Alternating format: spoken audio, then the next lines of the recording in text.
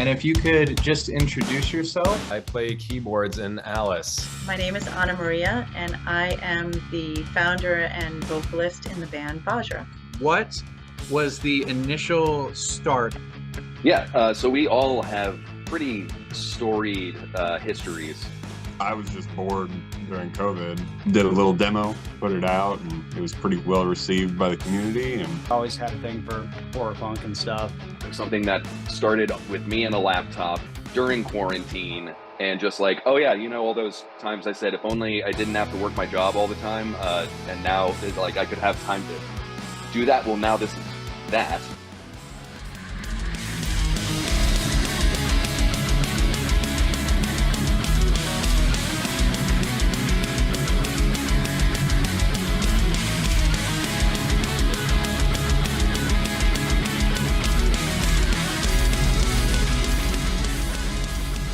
All right, and if you could please introduce yourselves to the fine folks at home, I'd really appreciate it.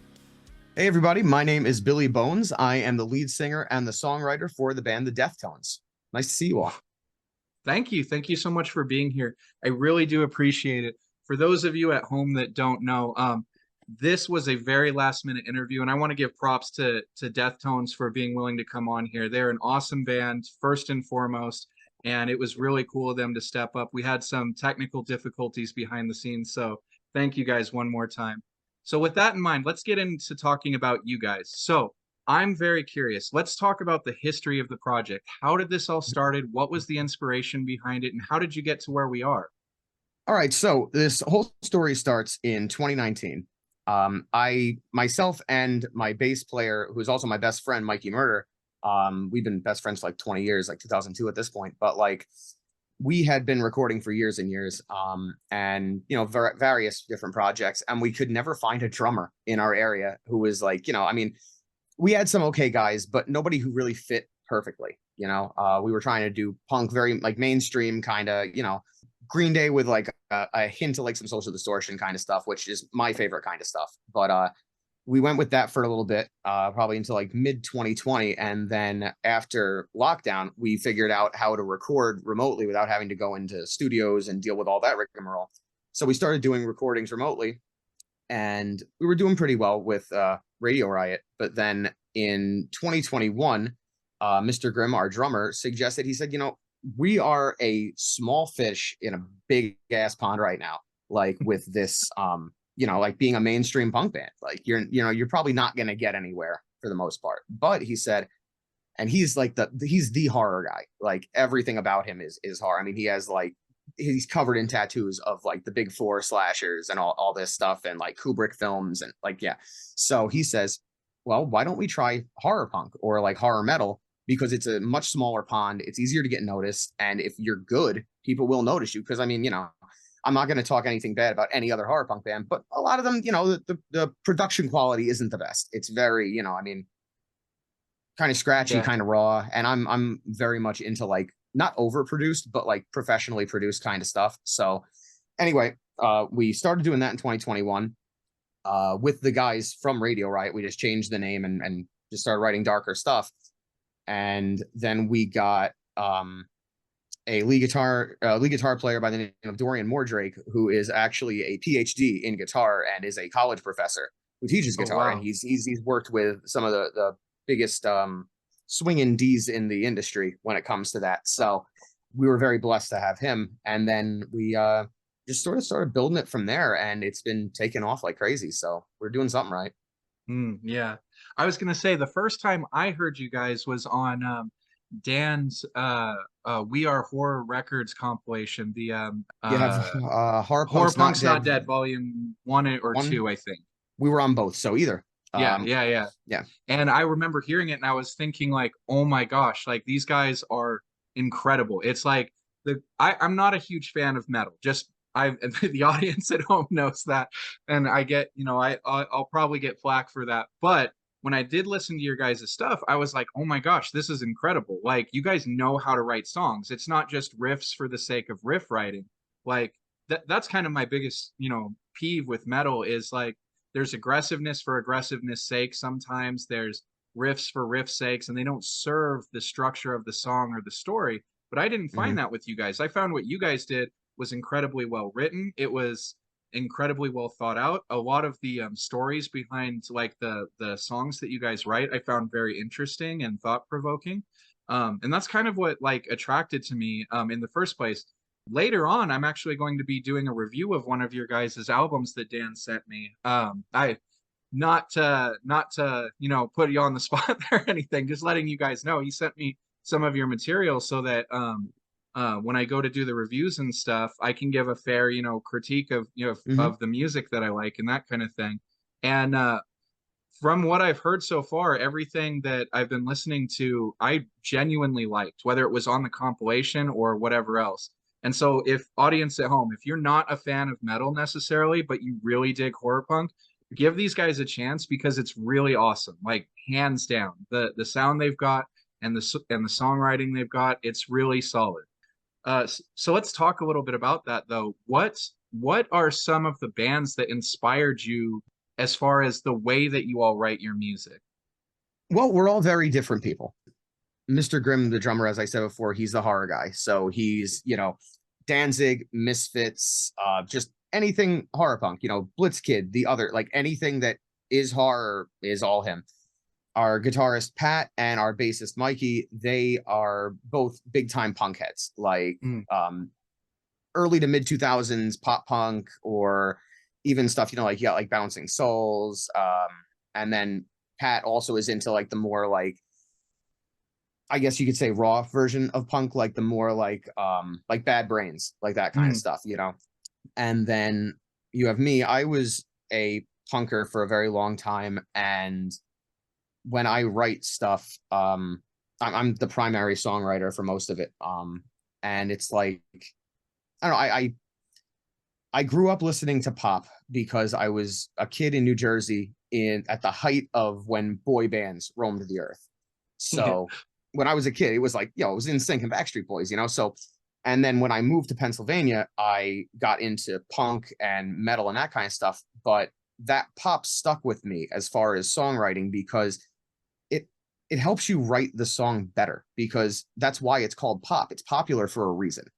And it's that structure. It's, verse, chorus, bridge, solo, chorus, maybe extend something here, there. It's very formulaic. It's very organized. And that's how I've been writing since then, is very, use like pop hooks, use punk progressions, and use like metal chugs, leads, that kind of stuff. A little bit touch of 80s in there. Yeah.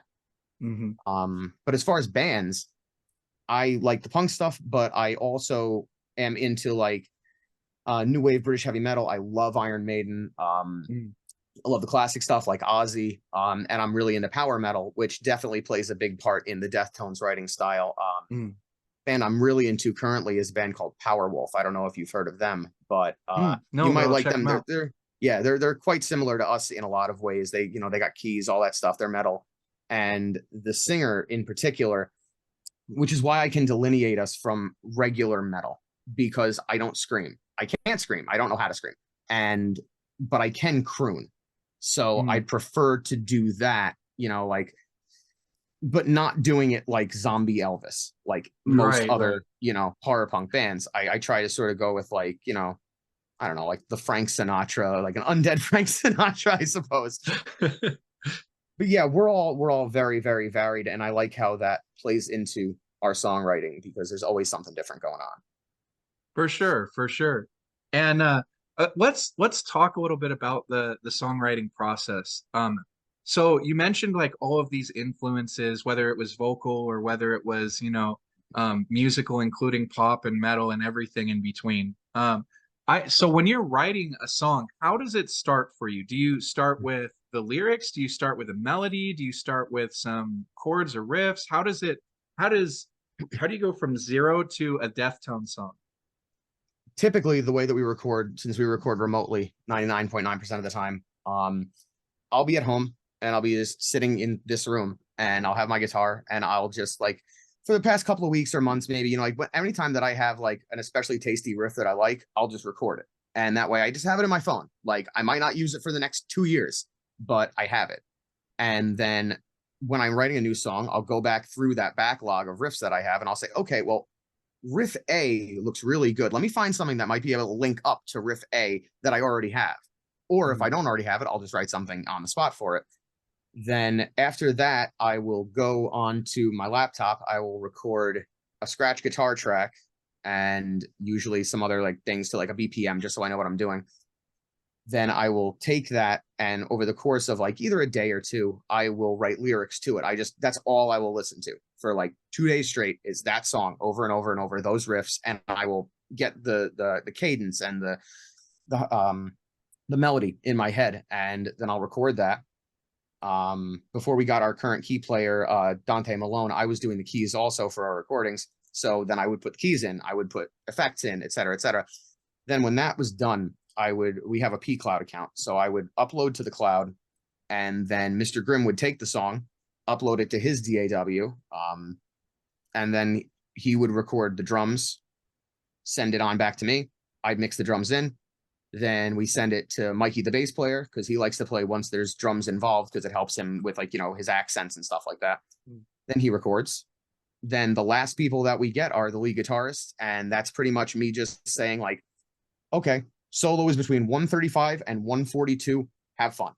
And and then they'll send it to me. And especially with Dorian, I'll just say to him, if there's anything else in this song that you think would, benefit from a lead part or some ambient guitar playing or something, just have at it, and that's how everybody works together with that. And then it comes back to me. I mix everything in. I do the mixing, the mastering, that whole thing, and then I schedule for release. So that's more or less the way that we write. Is I'll start off here and then just sort of push that out. And then also, like, I forgot to mention that when Mr. Grimm does these his drum recordings, he'll have ideas. He'll be like, oh, well, what if we take, this part and extend it by like 2 bars here, or like, because I have just a terrible habit of doing too much. And he's the, short and simple. I want a 1.5-minute guitar intro with like choral, like a kick line in the background, pretty much doing shit. So he'll say like, okay, well, we can't have 16 bars of us going, hey, hey, hey. Okay, so we're going to cut that down by half. Can you do that? Yeah, no problem. So I'll take it, I'll cut it down, and I'll do his suggestions. And that's, yeah. So that's the way we write typically. Well, that's really cool. So I noticed a lot of things when you were talking about that, certain habits and stuff you mentioned that, if you're interested in writing music at home, you should take advice from. For one, you mentioned the idea of like having a bank of riffs that you set aside and save. And, even if you don't do it for 2 years, you kind of come back to it later. A lot of really good artists, and, obviously self-included, have that particular habit. So take note of that, audience at home, if you're interested. Also, the way you were talking about how you kind of put things together and how you collaborate with people. It's easy sometimes for artists to get kind of like touchy, but it seems like you have a really good relationship with the band that you're a part of. And even though you're not all necessarily in the same room, you work with each other almost as if you are through this kind of communication system. And that's something that like I think a lot of bands could learn to adapt to. Is it cool if you can do stuff in the studio together? Is it cool if you can work together? Absolutely. But sometimes it's just more practical to kind of do it this way. And it seems to be working really well for you guys. I also feel, as a songwriter myself, I feel really, really deeply connected to what you were saying about sometimes doing too much and then like someone coming in and being like, hey, let's cut it down a little bit there. Yeah. It's always better to overwrite than it is to not have enough material, and I really appreciate that. Well, I mean, as well as I do. I mean, I do podcasts and YouTube and that kind of thing too. It might take you 2 hours to write it, but it might only take 5 minutes to read it. So it's always better to have a lot more than you need, so that it's like, oh, well, wow, we're over. Okay. Oh, I guess I'm not doing that. You know what I mean? Like, it's just so much easier than where do I go from here? So you also talked a little bit about lyric writing, and you said how like one of the things you do is you really hit on that melody for a couple of days and you focus in on it, and then you go through that. But where does the inspiration necessarily come from for the various songs that you write? Because you guys have covered a wide range of topics. It depends. If it is like horror movies, it's extremely easy, because it's like, just take the cliff notes, make it rhyme. Because that's it. You're telling the story. If you're telling the story about Jason, I don't need to be super duper inventive. He did all that stuff.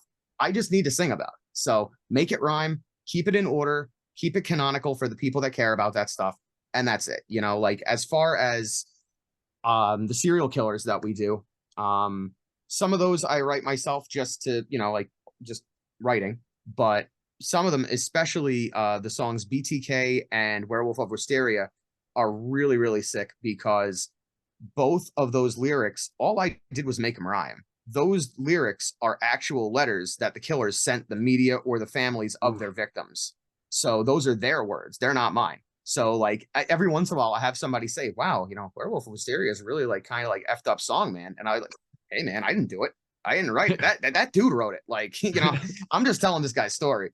So yeah, there's that, but then there's other ones like The Demon Inside or The Asylum, which are just like our own lore that we're making up on the spot. And that's the same thing. It's like, it's just like, I mean, I have a rhyming dictionary. I come up with an idea. Sometimes it flows really well. Sometimes I'll get an entire song tracked out in 6 hours and I'll have it out to those guys and it'll be done on my end. But sometimes it'll take some time. But like, yeah, it all depends on what kind of lyrics you're writing to and what the thematics of the song you're writing to are. Like, I try very hard not to swear in my songs just because it's like, I mean, it's unnecessary. If you're telling a dark enough story, you don't need that shock value. Also, it makes it difficult to get on radio. You know, that explicit content tag is a killer. Yeah, so, yeah, it's just, you know, it depends on what the song needs. Easiest way Okay, to say for it. sure. So one other question about songwriting I had for you was this. You mentioned how before you guys started this project, you were in like a more regular, more mainstream kind of punk band. So what I'm kind of curious is in the writing, what do you find is the difference between regular like kind of punk writing or just songwriting in general and horror punk writing? I guess in essence, what makes a song spooky? What are the things that you do to like up the spookitude, if you will, for lack of a better word? Definitely the thematics of the song, which make it dark in and of itself right off the bat. Because I mean, regular punk, like you were saying, I mean, as far as writing regular punk, it could be anything. It could be like, oh, life doesn't have to be like this. You can get off your butt and go make something of yourself, you know, hopeful, you know, whatever. Like dark, there's none of that. It's all dark. So yeah, like that's a big part of it is just the lyrics and making that happen. And as far as upping the creep factor, I love organs, I love string parts, and I love like synth, like little tiny like bing bong, you know, in the background, kind of like just that ambient to build that kind of creepiness. Whereas, you know, regular punk, you have, you know, guitar player, drummer, bass, singer. Okay, you know, you're gonna do what you're gonna do with punk. But this sort of like it's so open-ended that you could do anything. I mean, like I love to put effects in the beginning of songs, like as you might have heard on Horror Punk's Not Dead Volume 2, our song Live Till We're Dead. The beginning of that, like the first 30 seconds, is just like sound clips that I put together that explain the story of the song before the first note even hits. So you know what you're looking into, or you know what you're getting into previously. Okay. Well, that makes a lot of sense. That knowing that you guys have you know, recorded separately and stuff like that, have you guys played live shows together? Have you been able to perform this music, or what's that look like for you guys? As the Deathtones, we have not. As Radio Riot, we did. Radio Riot, we our best show prior to COVID, we had booked, we were going to be playing a show with Murphy's Law, and then COVID shut that right down. So, but our best show prior to that, we had opened for Richie Ramone of the Ramones, and that was sick. Being a punk band, yeah, being in a punk band, it's sick to be playing with a member of the Ramones. I mean, that's the dream there. Oh yeah, but, absolutely. But with the Deathtones, it's been hard because we are such a niche band that it's very difficult to get like an opening slot with another band, to get tours starting with other bands, because I mean, mind you, we're a 7-piece band. We have 7 full-grown adult schedules and work schedules and family schedules to deal with, right. to try to get stuff done. And yeah, so like we just haven't had the chance to play out with the Deathtones, which is why, I mean, like from the very beginning with the Deathtones, because of the online recording aspect, we had said it doesn't really matter. Like, we'll play out when they want us to play out. When people are going to show up to the show and we're not going to play to an empty hall, I'm totally in. But other than that, it's like the way that we record, let's just build an online following so that when people listen to us enough, we will get to the point where people will be clamoring to see us live, because it's like, like people that I'm trying to think, like an actor that you might not ever see coming out on stage, but that if Hugh Jackman's going to be in Les Mis, that stadium or that hall is going to be full, just because people are clamoring to see that. So that's sort of what we're going with that is we're trying to get shows, but nobody seems to be biting. We tried to throw our own, but like bands don't want to play. So, it's a very difficult situation because like we don't have a lot of money, but all the other bands want to get paid.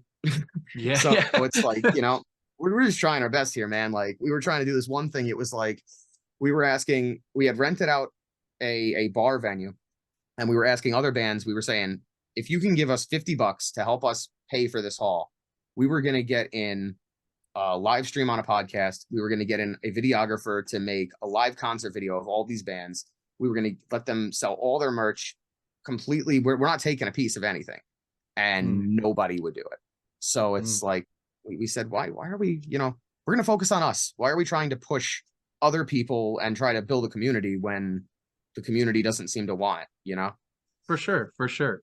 Well, I can't necessarily speak to that. I have noticed that the scene could use some help. There aren't a lot of people that are highly motivated to kind of uplift and help each other. I come from I used to play in punk bands and in post-hardcore bands in Oregon in like the early mid 2000s, and we used to do basement shows, we used to do like club shows, we used to do all sorts of things and work together. We never had any of the stuff that you guys have going on today with like what you were talking about, the ability to film it and stream it and everything else. It was all word of mouth and everything. Yep. And because of that, we had a tighter community than I think that we have today. On the downside, I wouldn't have gotten to meet cool bands like yours, or I wouldn't have gotten to like hear so many other things without this kind of technology spread and everything else. And so it's fine to like look back on the old days and be like, oh, it was different then and blah, blah, blah. But that's not how things work now. And like, there is a way, there has to be a way to kind of like build the scene communally, but it doesn't necessarily have to be the way things used to be. It doesn't have to be through going through shows. It doesn't have to be through things like that. And I think that like what you're doing, first and foremost, focusing on you guys and getting yourself built up, creating a following, that will help in the long run, because if and when you guys do get that demand, like you were saying, Hugh Jackman in Les Mis, right? If you guys did get that going, then that is only good for the rest of the scene, right? And I do think that people should be more cooperative. I do feel that bands should, especially bigger bands, they should be reaching out and helping smaller bands kind of get their footing, whatever it is. I'm a firm believer in nobility obligates. It's an old, that's the translation of it. It's an old French term that basically means that like if you have the ability to do something, you should do it because it betters everything around you. But sometimes that means sticking to yourself and helping yourself. So I hear what you're saying, and I do like really appreciate that. With that in mind, what are some of the bands that you feel, whether in the past or in the scene now, that you've shared a label with, or bands that you've heard? What are some bands that you feel deserve an extra spotlight? Who are the bands that you like that are coming out or that you've played with?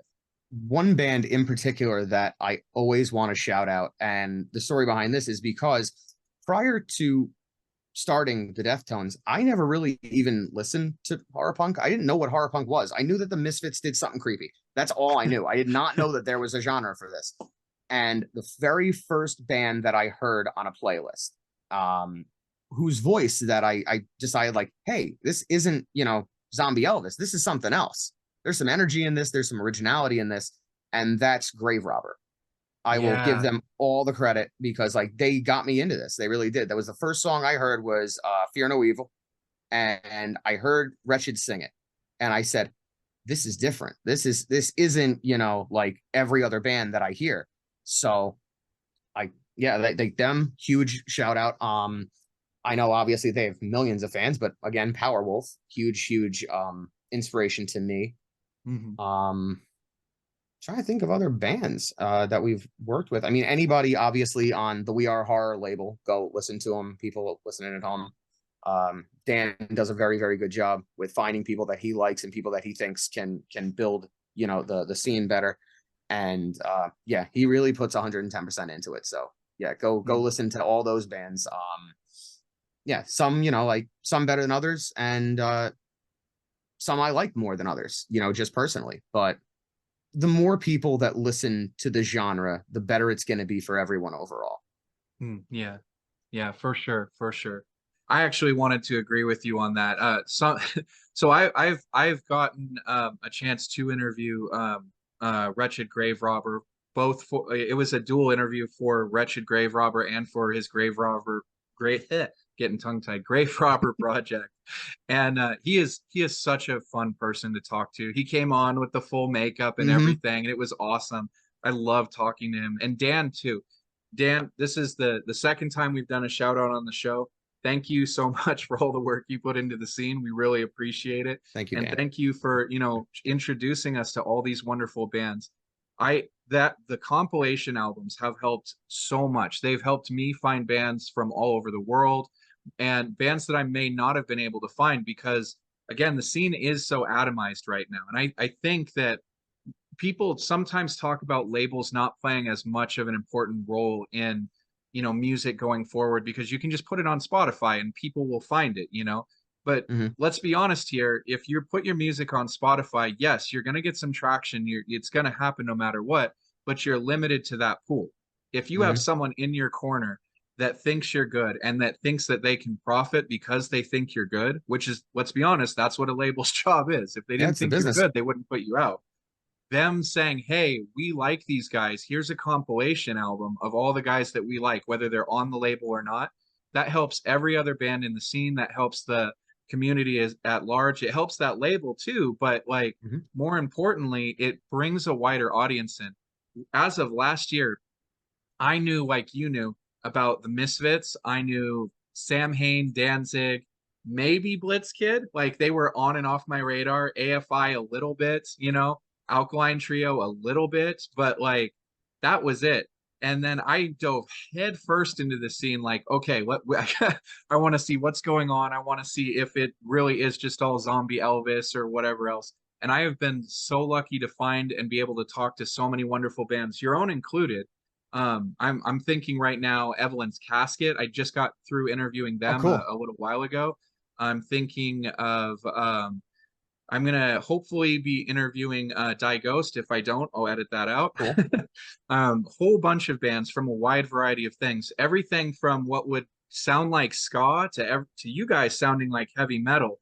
And I think that's what makes horror punk beautiful is that like today, it's not just what people think of. It's not just the, you know, the Misfits sound or whatever else, the Wednesday 13 sound maybe. It's also things like what you guys are doing. It's stuff like you know, like I mentioned, it's got a range into ska, psychobilly bands overlap a lot, some death rock bands overlap a lot. And I think that's really cool that it doesn't, it's more of a literary genre than anything, right? Like you can you as long as you're singing and talking or whatever about the topic of horror or whatever that looks like, whether it's cosmic, gothic, or slasher, it doesn't matter. You're welcome in the community. What was that? It's a wide genre. Yeah. Yeah. Yeah. I mean, we have a Stephen King album, you know? Yeah. I genuinely feel that there is an uptick in talent, and I don't know if it has anything to do with the labels or not. But right now, I feel like there's an uptick in talent that it's bubbling right now. And that's why I'm so excited to like be doing these interviews and having these conversations with people like you, is because bands like your own, bands like Evelyn's Casket, all these other bands, they're so good and so talented that I honestly believe that there's a shot that it is going to break more mainstream, especially with things like Green Day just put out a music video where we're in the zombie apocalypse, right? Like whether it has anything to do with it or not, that coding only helps horror punk Mhm. music. Same thing with Avenged Sevenfold. I think it was a couple years ago, did a Misfits cover. Only helps. It's like when Metallica did the Misfits cover, people are like, oh, this band's cool, and they go and they check it out, and then they Mhm. find other bands they like. And that just keeps happening. Same thing with like the goth TikTok trend and all of that. It's just like all of these different things are priming people to be more accepting of horror as a medium and as a genre to listen to in music in general. And I'm that's why I'm kind of most excited for all of this. Do you have any other thoughts on that? I love it when other bands or other artists do stuff that veers into the horror punk category or horror metal, whatever you want, because I mean, like, I can't even really call it horror punk anymore because what we do isn't horror punk. It's something completely different. But like, you know, it's all sort of still in the same wheelhouse.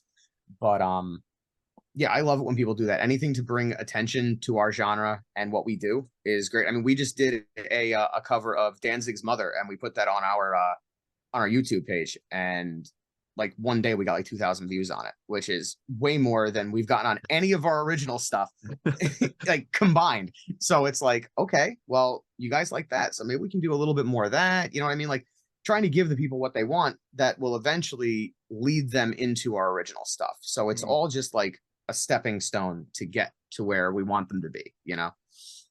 Absolutely, absolutely.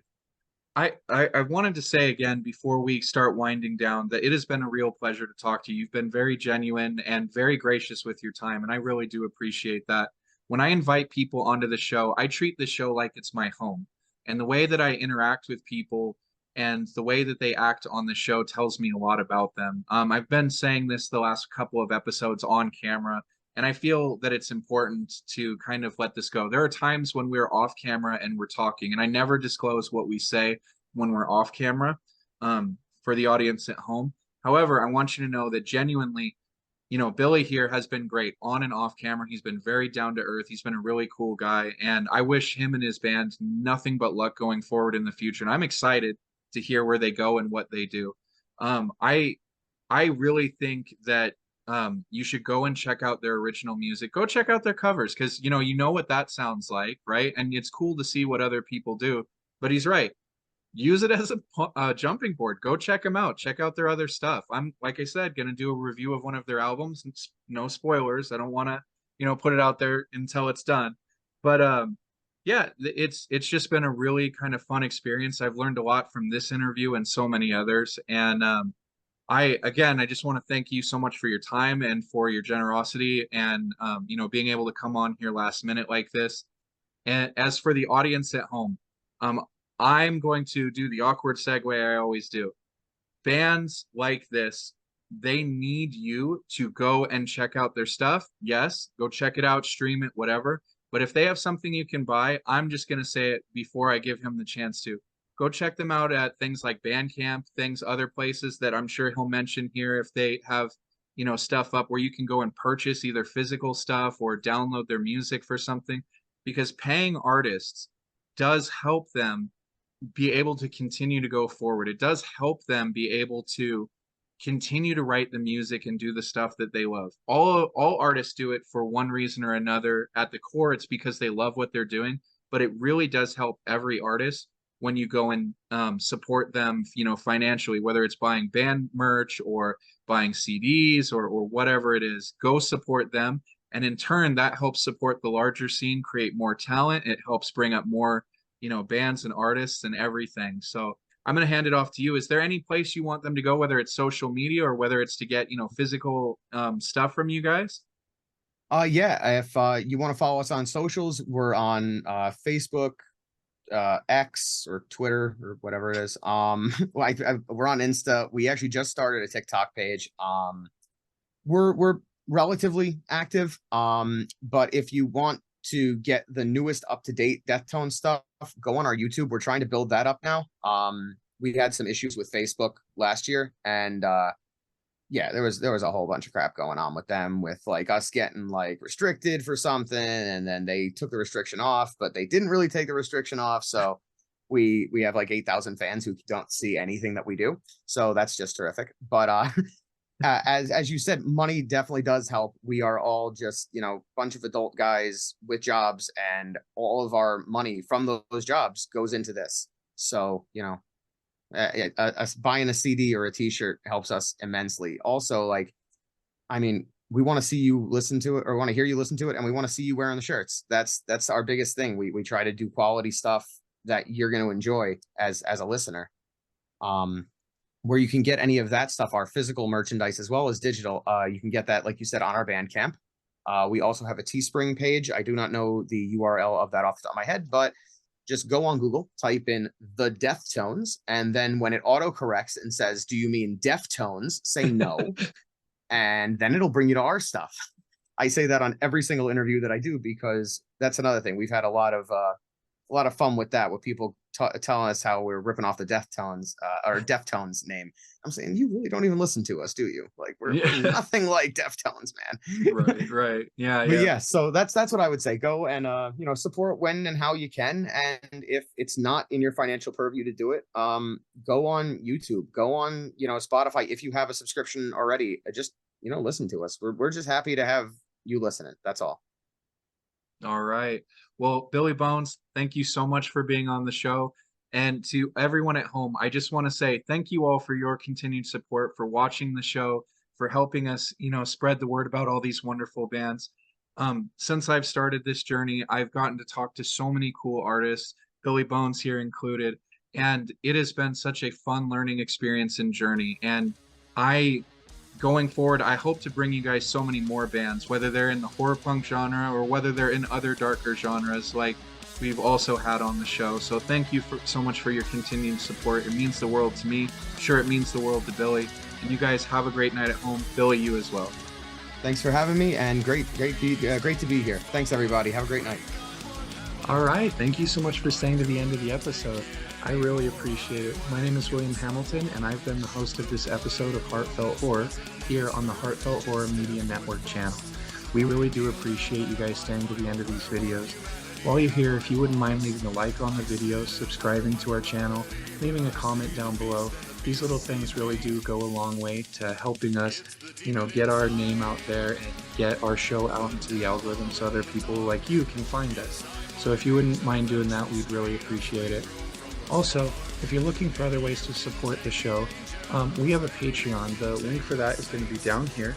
You can copy that into the search bar and you'll find our page. Our Patreon is for $5 a month. For $5 a month, you're going to be able to help us buy all sorts of new equipment. You're going to help us be able to save up for different kind of developmental processes that we're going to be using to bring you new and different kinds of content besides these interviews. So if that sounds like something that interests you, please consider it. Again, it'll be $5, and the link to the Patreon is going to be down there below. So thank you so much for your time, and have a nice day. Bye. It's the demon inside, the devil